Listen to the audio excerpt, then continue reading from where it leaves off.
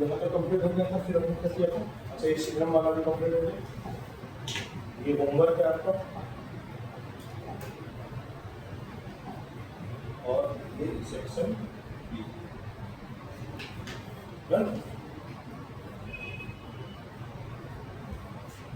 तो क्या आंसर है?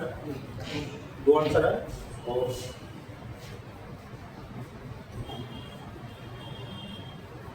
परिणाम बता देता हूं। देखिए होगा क्या, दो आपको फंक्शन दिए होंगे यहाँ पर, जैसे मैंने बोला क्या, cos x is equal to mod of x, तो एक fx और एक gx दो फंक्शन दिए होंगे, तो हम क्या करेंगे, पहले y is equal to fx का ग्राफ बनाएंगे, फिर y is equal to gx का ग्राफ बनाएंगे, और दोनों ग्राफ जितने पॉइंट पे कट कर रहे होंगे उतने इसके क्या हो जाएंगे, नंबर ऑफ सॉल्यूशन हो जाएंगे। जैसे question the find number of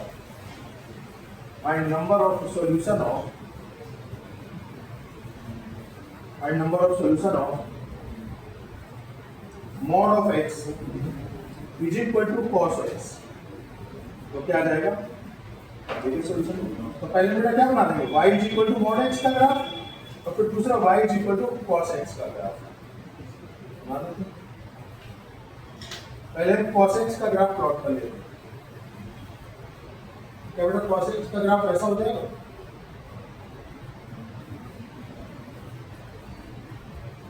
मेरी बात समझ में आ रही है, cos x ग्राफ, और दूसरा ग्राफ mod x का ग्राफ ऐसा हो जाएगा। तो कितनी जगह पे कट कर गया, this graph is y is equal to mod x and this graph is y is equal to cos x, तो नंबर ऑफ सॉल्यूशन कितने आ गए। अगर क्वेश्चन में पूछता नंबर ऑफ इंटीग्रल सॉल्यूशन तब क्या लिखते हैं, इसी क्वेश्चन में आ जाता है। पहला पार्ट नंबर ऑफ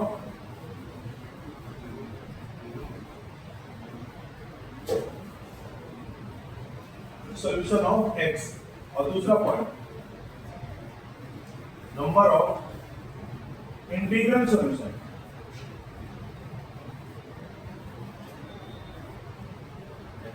अब देखो ध्यान से बेटा, ये वैल्यू कितनी होती है, पाई बाई 2, ये वैल्यू कितनी होती है, माइनस पाई बाई 2, तो ये होता है 0, 0 और पाई बाई 2 के बीच में इंटीजर वैल्यू क्या है, 1, 0 और पाई बाई 2 के बीच में इंटीजर वैल्यू कितनी होगी, 1, क्यों, क्योंकि पाई का वैल्यू कितना होता है 3.14, तो पाई बाई 2 का वैल्यू कितना आ गया 1.57, है ना, तो 0 और पाई बाई 2 के बीच में इंटीजर होता है 1, तो देखो 1 सेटिस्फाई कर रहा है क्या, 1 का मॉड 1 और cos 1 तो 1 नहीं होता है, cos 0 की वैल्यू 1 होती है, तो क्या कोई इंटीजर वैल्यू इसको सेटिस्फाई करेगी, नहीं करेगी। तो दूसरा क्वेश्चन का आंसर है, ये पहले का सॉल्यूशन हो गया आपका। सेकंड सॉल्यूशन क्या आ जाएगा, x belongs to there is no integral value, बरोबर, कोई डाउट बेटा, समझ में आ रहा है अच्छे से, देखिए कुछ भी अगर परेशानी हो तो पूछ सकते हो।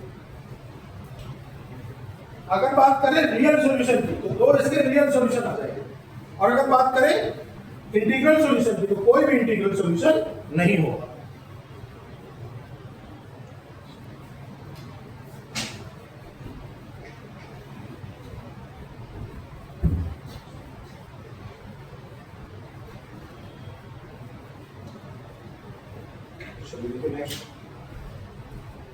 नेक्स्ट पेज करो।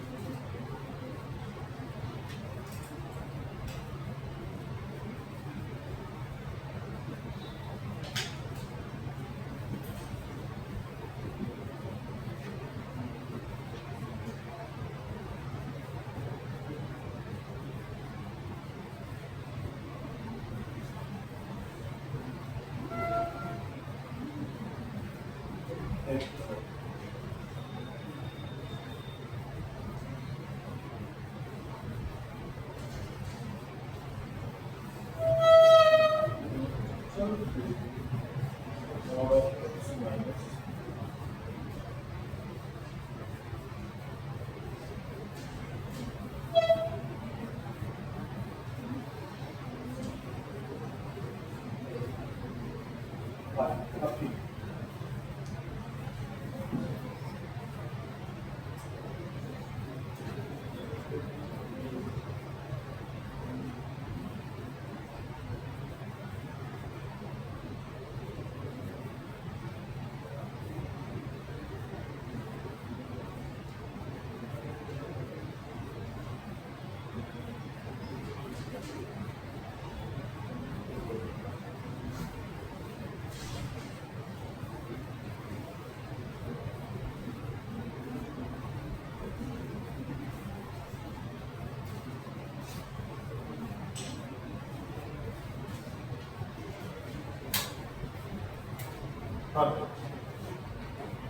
फर्स्ट सॉल्यूशन समझे पहले दो तीन मिनट। जैसे जैसे अगर y इक्वल टू मॉडल्स की बात करें तो आप तुरंत डायग्राम ऐसा बना देंगे मॉडल्स। तो यहाँ पे समझ आया दिस इज मॉडल्स। ये वैल्यू क्या होती थी, ये x और ये y, ये होता था x इज इक्वल टू 0 को, x इज इक्वल टू 0 को y x इक्वल को। तो इसका मतलब इसका जो शार्प पॉइंट था वो कहां था, 0 पर था। अगर कोई बोले तो y is equal to mod of x minus 2 बना, तो इसका मतलब क्या हुआ, शार्प पॉइंट कहां पर आएगा, 2 पर आ जाएगा, यानी कि कुछ ऐसा बनेगा।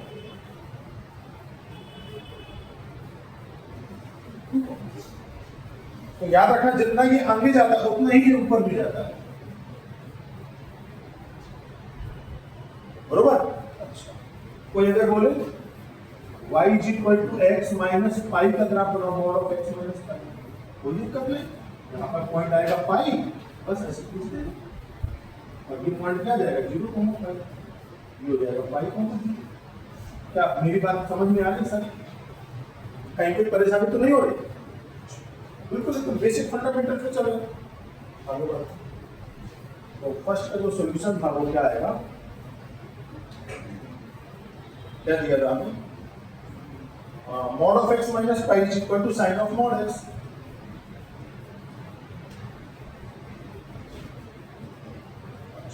एक और बता देते हो मॉड के विषय में, जैसे कोई फंक्शन दिया होता है, मैं क्लास में ऑलरेडी बता चुका हूं, जैसे मान लो y is equal to fx दिया है, कुछ ऐसा डायग्राम,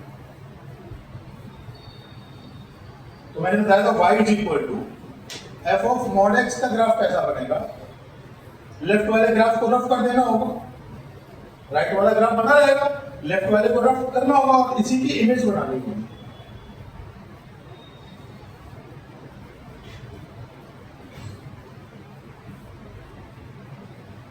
यही होता है ना मॉड का function.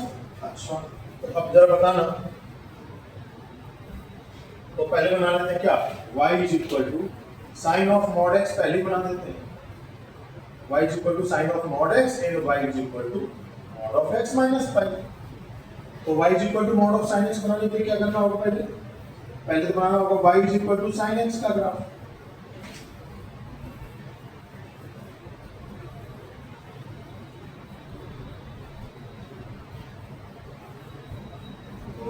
y is equal to sine x का ग्राफ ऐसा हो जाएगा।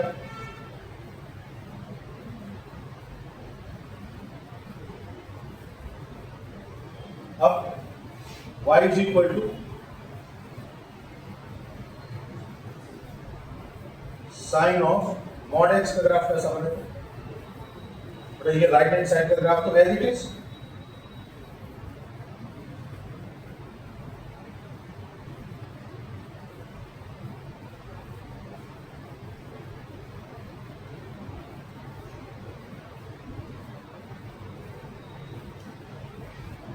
ये वाला राइट हैंड साइड ग्राफ तो है इमेज और इसी की मिरर इमेज।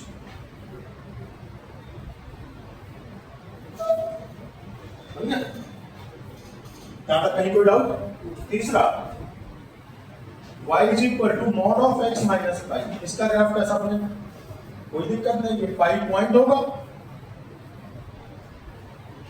यहां पर वैल्यू क्या है बेटा 0,5। अब दोनों ग्राफ को एक जगह पे बना देते हैं, चाहो तो इसी में देख सकते हो, बेटा ये होता है पाई बाई 2 और ये होता है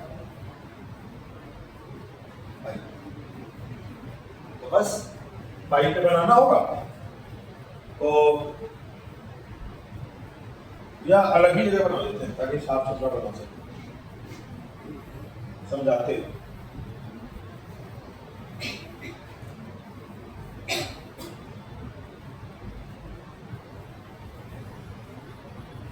ये x है, ये 0 है, ये π/2 है और ये पाई।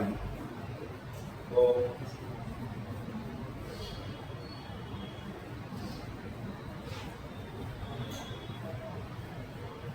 बेटा 0 π/2 का, ठीक। अब मुझे बनाना है y इज इक्वल टू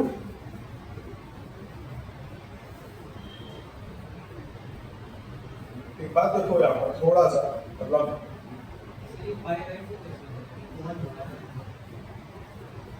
हाँ जी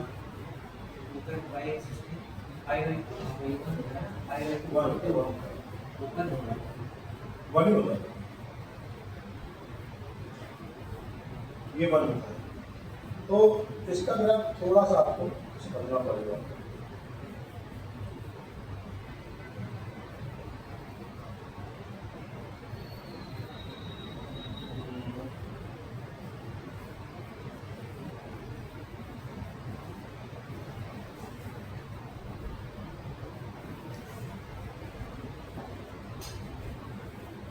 देखो पहले एक काम करें, पहले इसका ग्राफ प्लॉट कर देते हैं।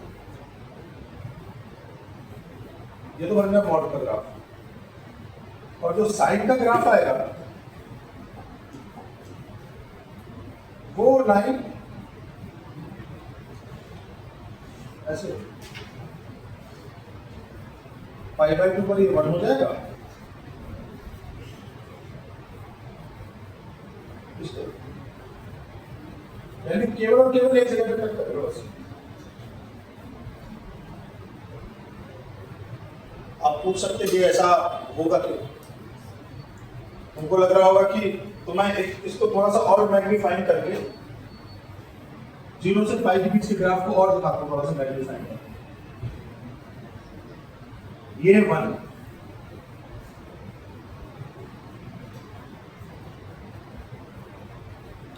देखो ये π/2 पर वैल्यू 1 आएगी साइन की, और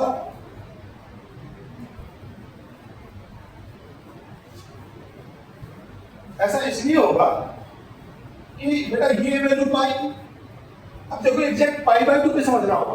π/2 पर ये वैल्यू तो 1 आ जाएगी, π/2 पर ये वैल्यू कितनी आ जाएगी, 1 के इक्वल आएगी। लेकिन इस ग्राफ की वैल्यू क्या होगी, ये y is equal to mod of x minus pi था, तो y इज इक्वल टू π/2 रखो, तो क्या एग्जैक्टली π/2 देगी। तो π/2 वैल्यू इससे बड़ी होती है, इसलिए ये वाला पॉइंट इससे कंप्लीटली ऊपर रहेगा। तो मतलब क्या दिखेगा, ये पॉइंट ऊपर दिखेगा, तो ये सीधे सीधे ऐसे कट हो जाएगा। तो मतलब ये हुआ, यहाँ पर अगर हम देखें कि ये पॉइंट बस यहाँ पर कट करेगा एक जगह पर, तो नंबर ऑफ सॉल्यूशन जो आएगा वो कितना आ जाएगा, दिस सॉल्यूशन इज 1। ठीक है, कुछ पूछना है तो पूछ सकते हैं, कोई डाउट है तो। ये 0 से मतलब ये मैंने बना दिया क्या, साइन x है, y इज इक्वल टू, और ये क्या है, y is equal to mod of x minus pi. तो केवल और केवल कहां पर कट करेगा, इस पॉइंट पर कट करेगा, तो ग्राफ आगे और कट जाएगा, एक जगह पर कट करेगा। चेक कर सकते हैं, x का पाई रखो तो पाई माइनस पाई क्या हो गया, 0, 0 कॉमा 0, और साइन पाई का वैल्यू कितना आ गया, 0। तो केवल और केवल एक ही सॉल्यूशन, यानी कि ये ग्राफ हुआ y is equal to sine of mod x, और ये ग्राफ हुआ y is equal to mod of x minus pi. तो नंबर ऑफ सॉल्यूशन क्या आ गया, number of solution is equal to 1। Note कर लें,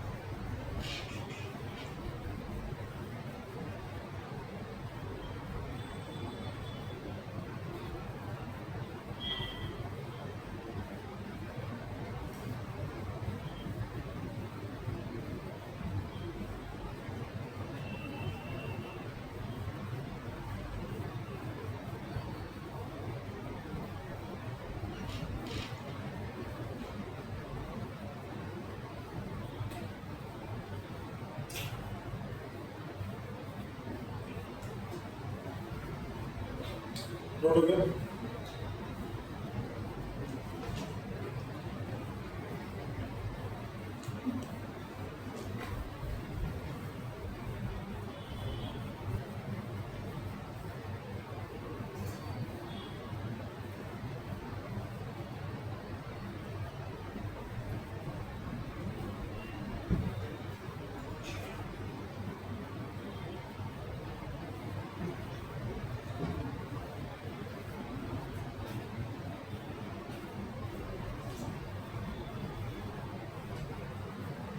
नेक्स्ट पेज करें ना।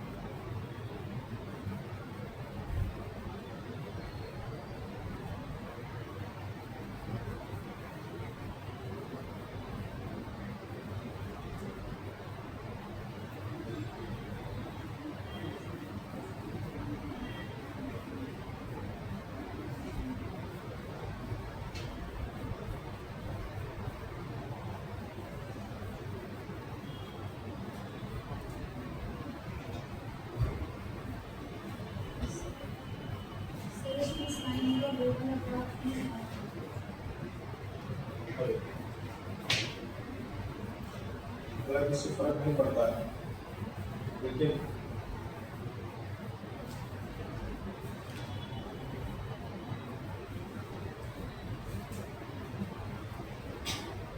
ठीक है, ये साइड ऑफ मॉडल इस पूरा कर सकते हैं।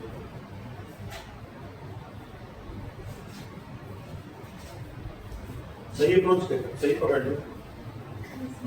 अच्छा उसने बताया आज एग्जाम दिया तुमने बेटा? क्यों लेट? 8 बजे आ गए तुम तो एग्जाम तो दे सकते हो। मैं तो था, अच्छा उन्होंने पेपर नहीं दिया?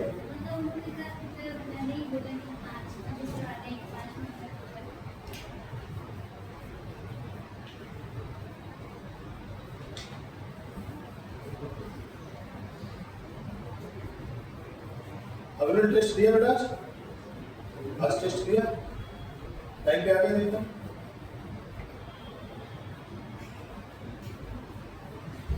ये हो गया। नेक्स्ट क्वेश्चन देखिए, नेक्स्ट क्वेश्चन में क्या है? mod x is equal to sin x।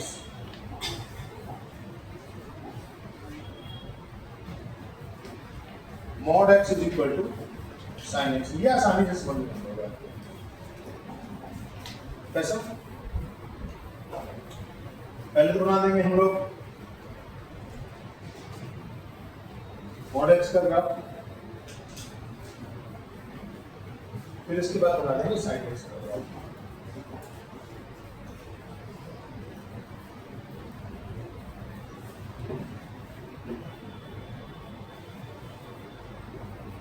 ये बन जाएगा y is equal to mod x, और ये क्या बन जाएगा y is equal to sin x। देखिए एक जगह पे कट करेगा क्यों? ये समझ में आ गया? ग्राफ इसके नीचे रहेगा, इस लाइन के y is equal to x line के नीचे ही ग्राफ रहेगा, तो कोई दिक्कत तो नहीं। तो क्या जाएगा? नंबर ऑफ सॉल्यूशन क्या हो जाएगा? Number of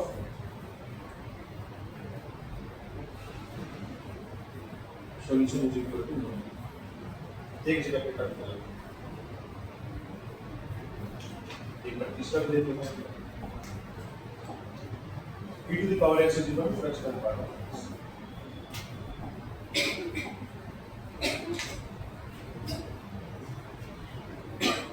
e to the power x is equal to fractional part of x, तो y is equal to e to the power x and y is equal to fractional part of x।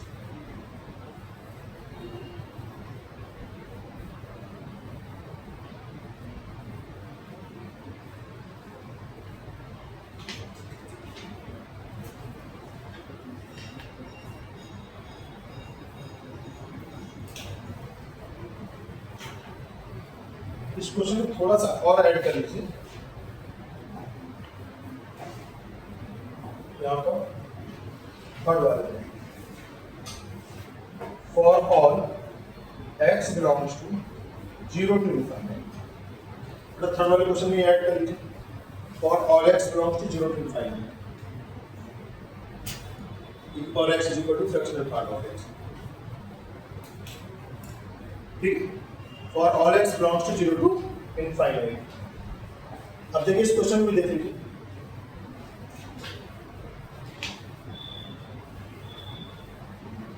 बेटा ये fractional part of x का graph कैसे बनेगा?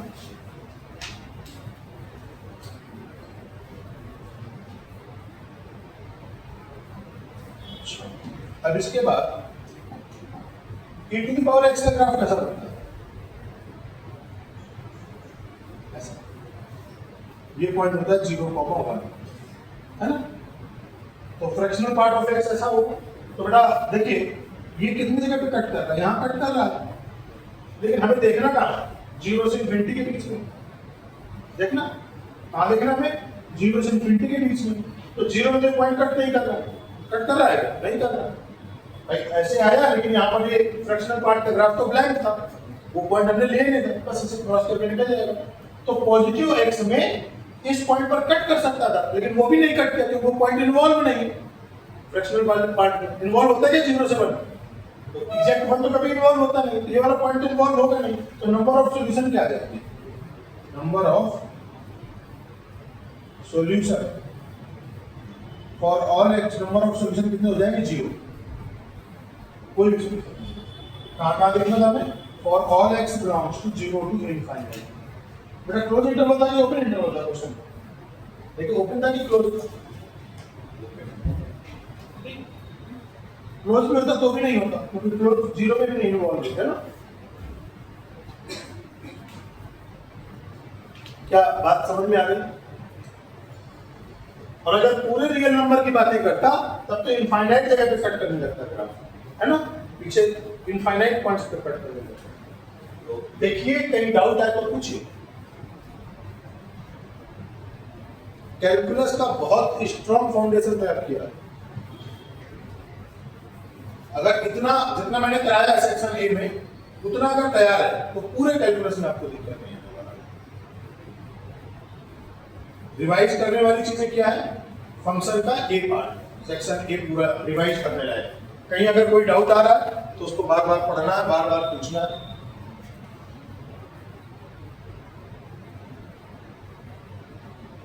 अब इसके base पे आपका लिमिट का पोर्शन और स्ट्रॉन्ग हो जाएगा, क्योंकि ग्राफिकल अप्रोच जान जाओगे आप। तो अगर और भी कोई क्वेश्चन बनता है ग्राफिकल अप्रोच पर लेकर के तो फिर आप आसानी से अप्रोच कर पाओगे।